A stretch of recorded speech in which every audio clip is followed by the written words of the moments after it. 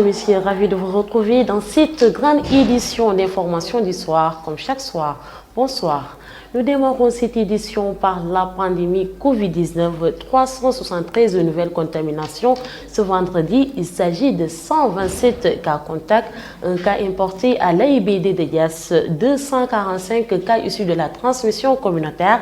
7 nouveaux décès enregistrés, 265 patients hospitalisés ont été déclarés guéris. Covid-19, toujours le président du mouvement Force Avenir de Bambilor incite les citoyens au respect strict des mesures barrières afin de vaincre cette pandémie dans notre pays. D'ailleurs, Cheikh Bousso rassure que son mouvement va poursuivre la sensibilisation auprès des populations. Écoutons Cheikh Bousso, président mouvement Force Avenir de Bambilor, au micro de Youssouf Abani.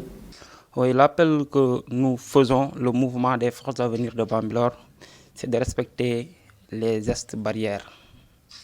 Raison pour laquelle cette réunion, nous avons diminué le nombre de personnes. C'est pour freiner la pandémie. Donc, nous lançons un appel à la population de respecter les gestes barrières, de respecter le couvre-feu pour freiner la pandémie. Oui, depuis l'apparition de la pandémie, nous avons fait des sensibilisations. C'est-à-dire nous avons distribué des masques, nous avons distribué des gels hydroalcooliques pour sensibiliser la population et on respecte le couvre-feu et on évite certains rassemblements.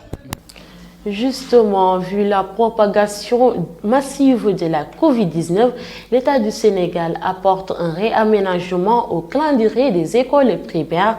Plusieurs modifications ont été enregistrées par les autorités. Le point avec Youssouf Amani.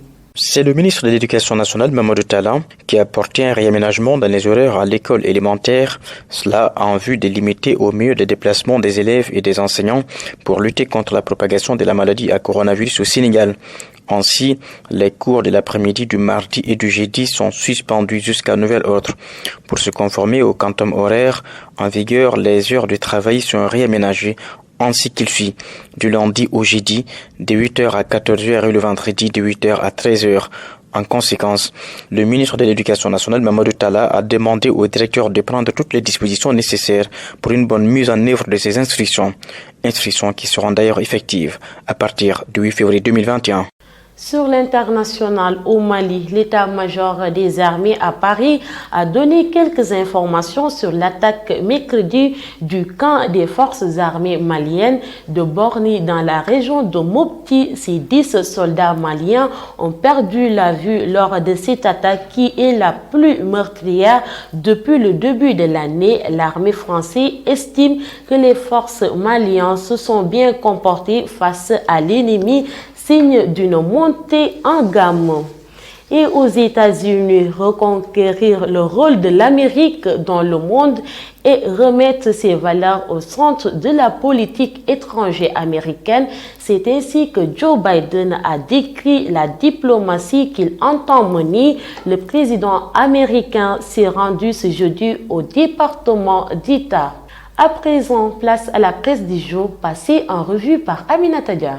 Bonjour et bienvenue. Nous démarrons avec l'I quotidien. Coumba Gawlo Seck, atteinte à la voix, se retire de toutes les scènes musicales. La diva, confrontée à des problèmes de santé et opérée, Coumba Gawlo perd la voix et se retire momentanément de la scène musicale, écrit Vox Populi. Continuons avec critique, extinction de voix, retrait de la scène musicale. Coumba Gawlo sort un tube inédit. Le journal LAS écrit, victime d'une maladie, Coumba Gawlo suspend sa carrière musicale. Restons toujours avec LAS. Plus de 7893 décès sur 11 000 cas en 2020. Le cancer tue plus que la Covid-19. Enquête revient sur le cancer. À cause de la Covid-19, il y a moins de dépistage du cancer, de diagnostic et d'argent pour suivre son traitement. Prise en charge difficile du cancer avec la pandémie, un dommage collatéral. Parlons cette fois-ci de l'armée sénégalaise. Le quotidien écrit opération de ratissage en Casamance. L'armée en roue libre. Plusieurs bases reprises aux bandes armées. Restons toujours avec l'armée sénégalaise. Le journal Sud Côté Quotidien parle des bombardements de l'armée contre les positions rebelles en Casamance. Sud Quotidien a aussi parlé du lancement de l'audit du fichier électoral, la dernière ligne droite. Nous poursuivons avec Walf Quotidien qui écrit dans sa première page les sombres prédictions d'Abdoul Mbaye, une croissance à plus de 5%. Parlons cette fois-ci d'éducation. Walf Quotidien écrit Cheikh Omar Anne, Mary Teuw Niane, la guerre des académiciens. L'évidence a aussi évoqué fermeture des restaurants de l'UGB, orientation des bacheliers, attaque des ONG contre l'État.